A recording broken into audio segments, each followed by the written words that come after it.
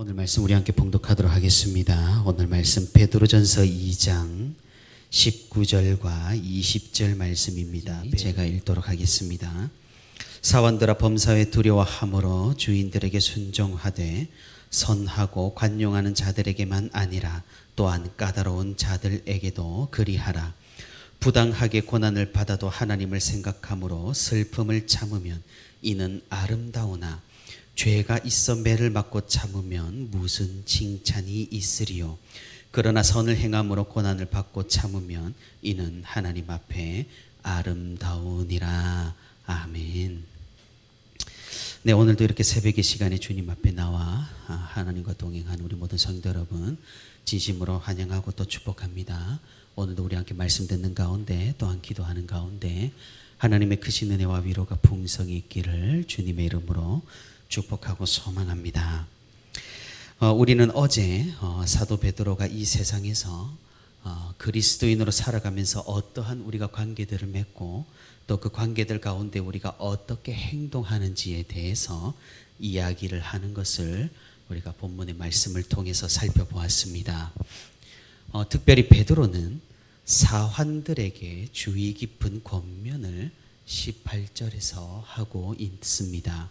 그것은 주인이 어떠한 사람이든 선하고 관용하는 자들이든 또한 까다로운 자들이든 먼저는 하나님 앞에서 하나님께서 허락하신 권위를 인정하고 그들에게 순종하라고 말씀하는 것을 우리는 살펴볼 수 있습니다. 그런데 현대에 들어와서는 제가 진작에 말씀드린 바 있듯이 참으로 이런 성경의 말씀들이 마음에 와닿지 않는 것이 현실입니다. 그리고 이런 베드로의 권면은 우리가 조금 극단적인 그런 관점으로 보면 그 당시 기득권을 옹호하고 민중의 불만을 잠재우려는 그런 악한 의도가 있지 않나 여겨지기도 합니다. 다시 말해 불합리함과 불공정을 베드로가 용인하고 또 개인의 아픔이나 고통에는 아랑곳하지 않고 그저 사회에 잘 적응하여 교회를 보존, 유지하는 것에만 그런 관심이 있는 것은 아닌가 그런 생각이 들기도 하는 것입니다. 베드로는 이 당시 교회 지도자였습니다. 그러니 교회를 보존하려고 하는 것이 정말로 복음 때문인지 아니면 자신의 안위와 안녕 때문인지 충분히 의심할 여지가 있다라는 사실입니다. 하지만 우리는 성경의 많은 부분에서 왜 베드로가 또는 바울이 이런 류의 메시지를 남겼는지를 우리는 살펴볼 수가 있습니다. 하나님께서는 원칙적으로 구약에서부터 개인적인 복수를 금하셨습니다. 왜 그렇습니까? 하나님께서 모든 것을 다스리시니까 그러합니다. 그래서 정말로 억울한 일이 있다 하더라도 우리는 하나님의 역사를 잠잠히 기다려야 하고 또한 만약 하나님의 신원하심이 이 땅 가운데서 이루어지지 않는다고 하더라도 우리는 결국 마지막 심판 때에 궁극적으로 하나님께서 심판을 행하실 것을 믿어야 한다라는 것이죠. 베드로와 바울은 이 원칙과 원리를 충실하게 따랐던 겁니다. 우리는 필히 기억을 해야 합니다. 복수를 하고자 하는 이 충동과 감정은 이 세상을 주관하시는 분이 하나님이 아니시고 자신의 상사나 또는 지도자나 또는 힘 있는 사람들이 마음대로 이 세상을 주관한다라고 생각하는 그런 사람들에게 생기는 감정입니다.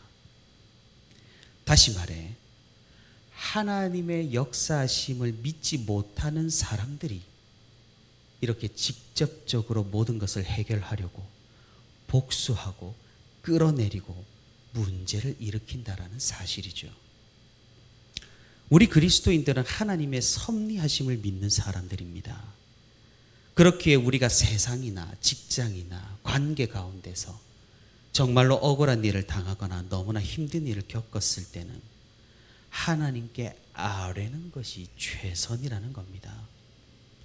그리고 지도자들이 자신의 책임을 다하지 않고 방탕하거나 포악하다고 하더라도 하나님을 온전히 신뢰하고 하나님께 아뢰는 것이, 맡겨드리는 것이 최선이라는 것이죠. 아무리 상황이 나쁘더라도 그리스도인들은 직접 해결하려고 하거나 복수를 하려고 해서는 안 된다라는 그런 말씀인 겁니다. 우리는 하나님께서 궁극적인 능력과 힘을 가지고 계신다고 믿는 사람들이지, 이 세상의 지도자나 힘 있는 자들이 모든 것들을 주관하고 있으니 마치 그들이 하나님 같으니 그들을 끌어내려야 한다라고 생각하는 사람들이 아니기 때문입니다. 그렇기에 오늘 우리가 읽은 본문의 베드로의 말씀도 어떠합니까? 그냥 애써 약자들을 위로하는 그런 싸구려 말씀이 아니라는 말입니다. 수동적인 자세를 우리에게 요구나 강요한다거나 박약한 의지로 굴복을 옹호하는 그런 류의 말씀이 아니라는 것이죠. 이 말씀은 오히려 고통 가운데 부르짖는 연약하고 부족하고 사회적으로 약한 자들을 자유롭게 하고 결국 하나님을 바라보게 하는 그런 말씀과 권면인 것입니다. 하지만 사도 베드로는 이런 것에서도 우리에게 주의를 요하고 있습니다.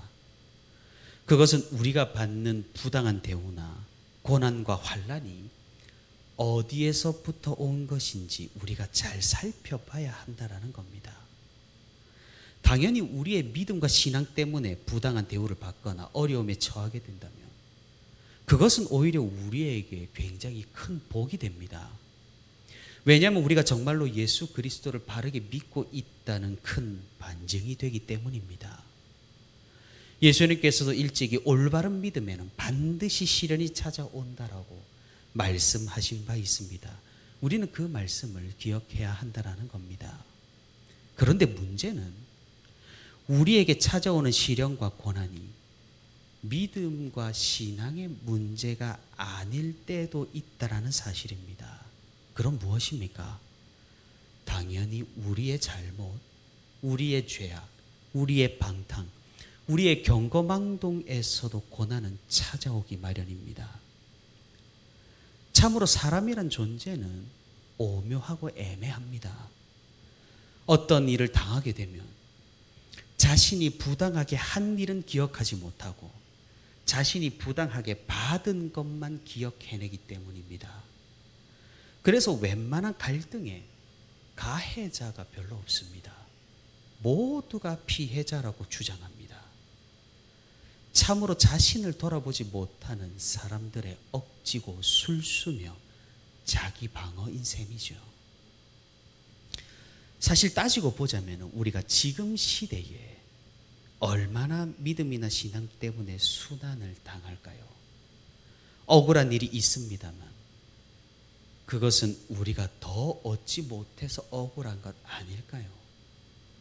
정당한 처벌을 받는 것을 오히려 억울하게 생각하는 것은 아닐까요?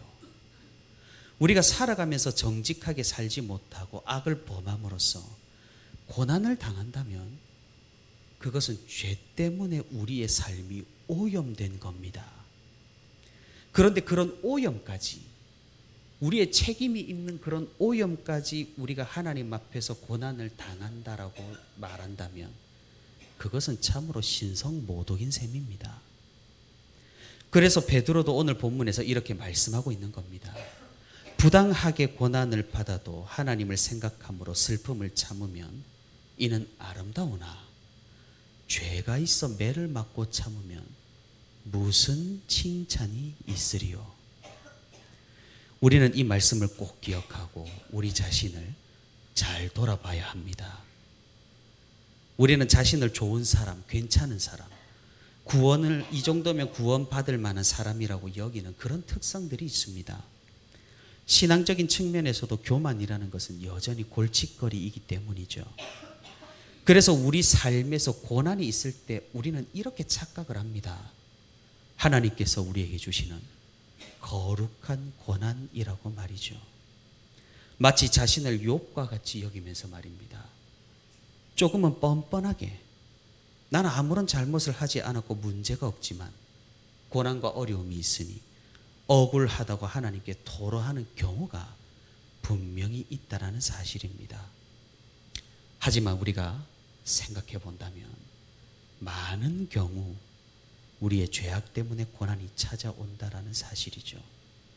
그래서 우리는 이를 경계해야 하며 만약 우리의 죄악 때문이라면 하나님께 회개를 하는 것이 먼저인 순서입니다. 우리가 착각하지 않고 믿음 가운데 성실하고 정직하게 이 세상을 살아간다면 반드시 고난은 찾아옵니다. 왜 그렇습니까? 이 세상 사회 시스템이 이미 사단의 가치관으로 세팅되어 있기 때문입니다. 현대 문명의 가치관에서 하나님을 포함한 것이 거의 없고 대부분의 시스템은 하나님을 배제하고 있기 때문에 우리가 지금 배우는 천국의 가치관으로 전혀 돌아가지 않습니다.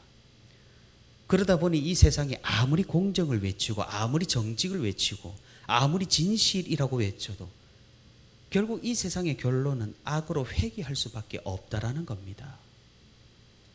그러니 우리는 믿음으로 살게 되면 반드시 문제가 일어나기 마련입니다. 이것은 필연적이고 명백하며 틀림이 없습니다. 그래서 우리가 신앙생활을 할 때 무언가 우리의 삶이 편안하고 평안하고 순탄하고 아무 일이 없다면 그것은 내가 오히려 세상과 타협하고 있는 것은 아닌지 우리는 우리 신앙을 그때부터 걱정을 해봐야 한다라는 분명한 사실입니다. 그러니 우리는 어찌해야 합니까? 나에게 부당하다고 이 사회 시스템을 때려 부수어서 새로운 하나님의 가치관으로 지금 개혁을 시켜야 할까요? 물론 궁극적으로는 우리가 이 세상을 하나님의 나라로 바꾸고 개혁해야 하겠습니다만 지금 당장 모든 것을 부수고 모든 것을 바꾸겠다라는 생각은 어리석을 수 있다라는 것이죠. 하나님께서 강권적으로 그렇게 인도하시면 또 모를까. 우리가 지향해야 하는 바는 고난에도 인내하며 그런 가운데 우리가 하나님을 보여주며 하나님의 신실하심을 드러내는 것입니다. 그래서 베드로는 오늘 20절 하반부에서 이렇게 말씀하고 있습니다. 선을 행함으로 고난을 받고 참으면 이는 하나님 앞에 아름다우니라. 결국 무엇입니까? 하나님을 믿는 것입니다. 하나님을 신뢰하는 것입니다. 하나님께서 이 모든 것을 신원하시고 해결해 주신다고 생각하는 것입니다. 이것이 바로 하나님의 섭리를 인정하는 믿음이고 하나님께 모든 것을 맡기는 신앙이라는 사실입니다. 사랑하는 성도 여러분, 우리가 삶에서 인내라는 이 열매를 소중하게 생각할 수 있기를 바랍니다. 지금 시대 가장 사람들이 소중하게 생각하지 않게 되어버린 것이 바로 이 인내인 것 같습니다. 참지 않습니다. 기다리지 않습니다. 무언가 바로 해결해야 하고 바로 이루어져야 하고 바로 실행되어야 합니다. 하지만 하나님의 역사는 반드시 그런 것만이 아니라는 사실을 우리는 기억해야 할 필요가 있는 것입니다. 사람이 바뀌는데도 순식간에 한순간에 선한 사람이 될까요? 대부분 그렇지 않습니다. 많은 세월의 많은 깨달음에 한 사람이 바뀌는데도 숱한 인내가 필요한 법입니다. 그럼 하나님의 나라는 어떠할까요?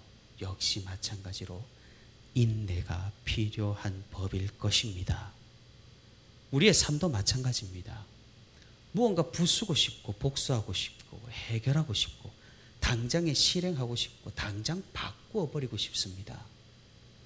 하나님의 역사하심을 기다리다가 화병이 날 것만 같고 그래서 기다리지 못하고 그냥 우리가 지금 해버리면 속이 시원할 것만 같습니다.